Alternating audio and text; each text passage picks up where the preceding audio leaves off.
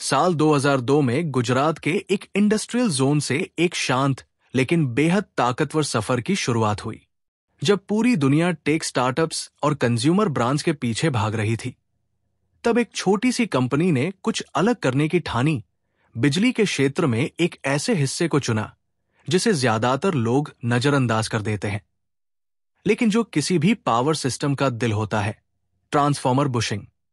ये बुशिंग्स वही हिस्से होते हैं जो हाई वोल्टेज और हाई करंट को सुरक्षित तरीके से ट्रांसफॉर्मर्स के जरिए बहने देते हैं। बिना इनके आपके घर तक बिजली पहुंचना नामुमकिन होता। इस कंपनी ने महज मैन्युफैक्चरिंग नहीं की, बल्कि बुशिंग्स की टेक्नोलॉजी में महारत हासिल की। इन्हें OIP, ऑयल इम्प्रीग्नेटेड पेपर, बुशिंग से लेकर रिप, रेजन इम्प्रीग्नेटेड पेपर और RIS, रेजन इम्प्रीग्नेटेड सिंथेटिक जैसी आधुनिक टेक्नोलॉजी में स्पेशलाइजेशन मिला। इसके अलावा कंपनी हाई वोल्टेज और high current bushings, wall bushings और ऑयल टू ऑयल बुशिंग्स भी बनाती है। केवल निर्माण ही नहीं, ये कंपनी साइट पर और साइट से बाहर बुशिंग्स की टेस्टिंग, रिपेयरिंग और टेक्निकल एनालिसिस जैसी सर्विसेज भी देती है।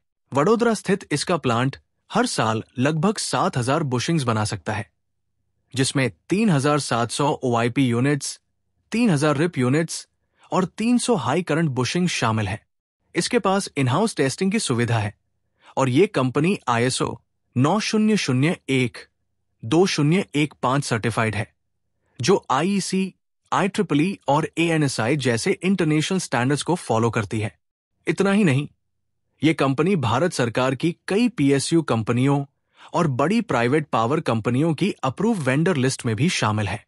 वैसे तो इसके प्रोडक्ट्स 20+ देशों जैसे अमेरिका, ऑस्ट्रेलिया, सऊदी अरब, ब्राजील, इटली आदि में जाते हैं, लेकिन FY24 में इसका 95% रेवेन्यू भारत से आया, यानी अभी भी इंटरनेशनल एक्सपेंशन की जबरदस्त गुंजाइश बाकी है। FY24 में इसका रेवेन्यू ब्रेकअप कुछ यूं था: 82% रिप बुशिंग से, 13% OIP बुशिंग से और 3% हाई करंट बुशिंग से। बाकी 2% अन्य सर्विसेज व प्रोडक्ट से आए। ध्यान देने वाली बात यह है कि इसके टॉप 10 कस्टमर्स ने 80% रेवेन्यू दिया, जो यह दर्शाता है कि कंपनी के क्लाइंट लंबे समय तक टिके रहते हैं। और अब आता है सबसे अहम मोड़। कंपनी अब IPO के जरिए शेयर मार्केट में उतर चुकी है। इसे BSE SME से इन प्रिंसिपल अप्रूवल नवंबर 2024 में मिला और दिसंबर 2024 में इसकी लिस्टिंग हो गई।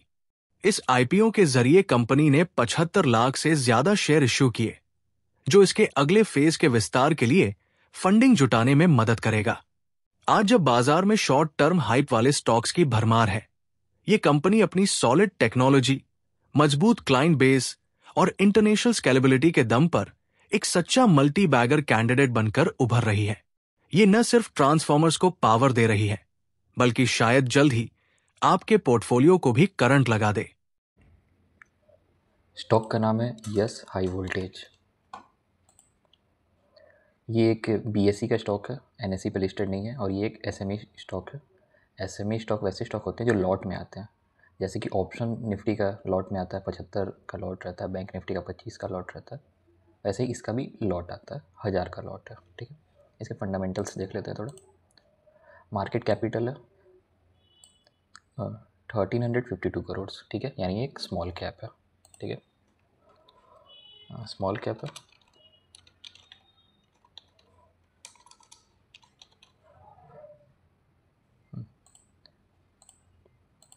करंट मार्केट प्राइस चल रहा है 474। ठीक है, इसने हाई बनाया अभी 617 का और लो है 145 का।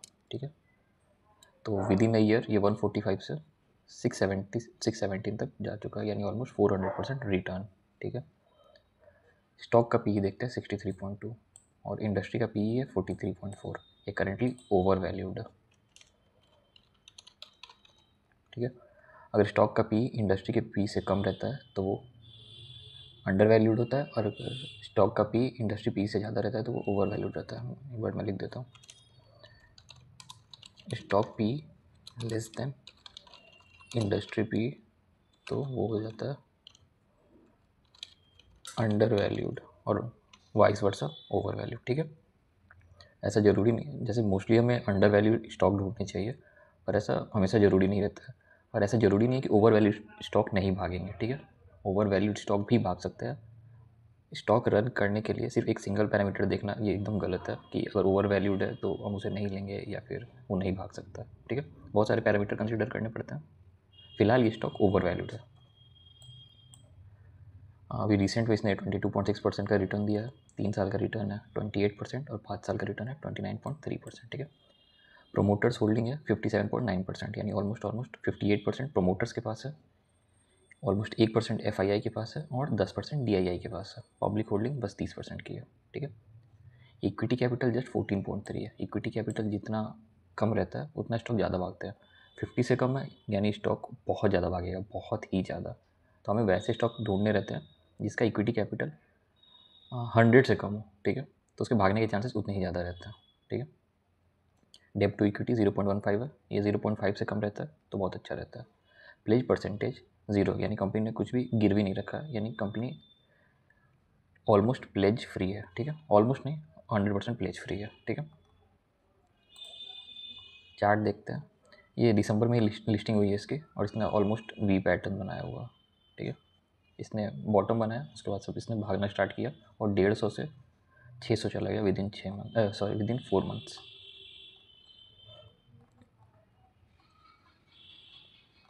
ये थोड़ा प्रॉफिट एंड लॉस देख लेते हैं बैलेंस शीट में। सेल्स देखते हैं, ठीक है। 2020 में 38 करोड़, 21 में 37, 22 में 65, 23 में 90, 24 में 108 और 25 में 150, ठीक है। अगर देखा जाए तो लास्ट 6 साल में इसका सेल्स 150 ऑलमोस्ट 4 टाइम्स हो चुका है, ठीक है। Sales almost 4 times in last 6 years. Profit देखते हैं, ठीक है। नेट प्रॉफिट 2020 में 3 करोड़, 21 में 4, फिर 9, फिर 11, फिर 12 और इस 24 से 25 के बीच में ऑलमोस्ट डबल हो गया इन 21। 7 टाइम्स प्रॉफिट हो गया है पिछले 6 साल में, ठीक है। 7 times profit in last 6 years, ठीक है। अर्निंग पर शेयर देखते हैं। 9 था, 12 हुआ, 28, 37, 39 और अभी 7.50। ये गिरा नहीं है, इसकी इक्विटी कैपिटल बढ़ा दी गई है। पहले 3 था, अब 14 कर दी गई है, इसलिए EPS ये कम हो गया हुआ, ठीक है। तो ये थी इसकी बैलेंस शीट। अब थोड़ा चार्ट देख लेते हैं।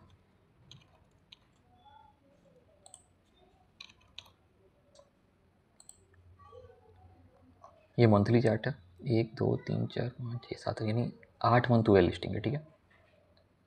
और ये 277 पे ओपन हुआ था, उसके बाद उसने हाई बनाया 340 का, ये यहाँ लिख रहा है, ठीक है।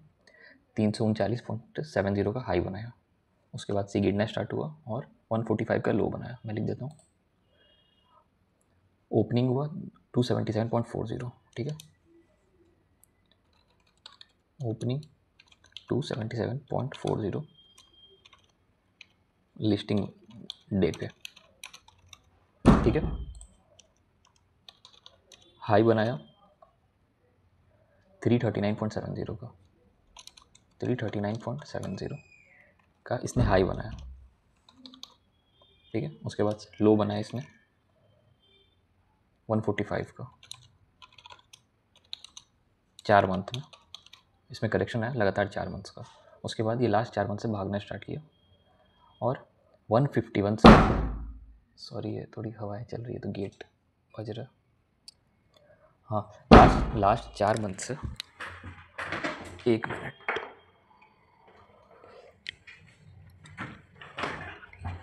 लास्ट 4 मंथ से ये भागना स्टार्ट हुआ है, ठीक है। और ये 151 का लो बना के इसने हाई बनाया 617 का, ठीक है। तो लो ऑफ लास्ट 4 मंथ्स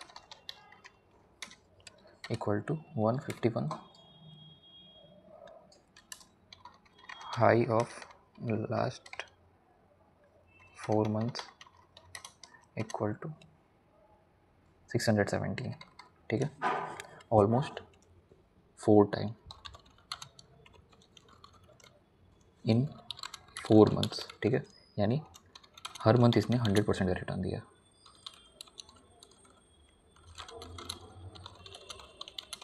ठीक है, बहुत ही कम टाइम में इसने काफ़ी रिटर्न दे दिया हुआ है। ठीक है, 4 मंथ में 400%, यानी हर मंथ ऑलमोस्ट 100% का रिटर्न दिया हुआ है। अब सवाल ये है कि अभी इसमें इन्वेस्ट करना सही रहेगा या नहीं, तो वो आपके टाइम पीरियड पे डिपेंड करता है, आपके फ्री मनी पे डिपेंड करता है। ठीक है, फिलहाल इसमें करेक्शन स्टार्ट हुआ है। ठीक है, और इसने ग्रीन कैंडल, फिर एक डोजी, और ये रेड बना रहा है। ठीक है, तो मे भी हो सकता है कि ये 400 के प्राइस को टच करते हैं, चांसेस है। अगर ये इसमें और करेक्शन आया तो ये हो सकता है कि 388 तक नीचे आ जाए, या फिर 400 मान लेते हैं, यहाँ तक आने की संभावना है डेली पे। ऐसे देखें तो वीकली पे इस बड़े कैंडल का लो, ठीक है, इस बड़े कैंडल का लो है 385। ठीक है, यानी अगर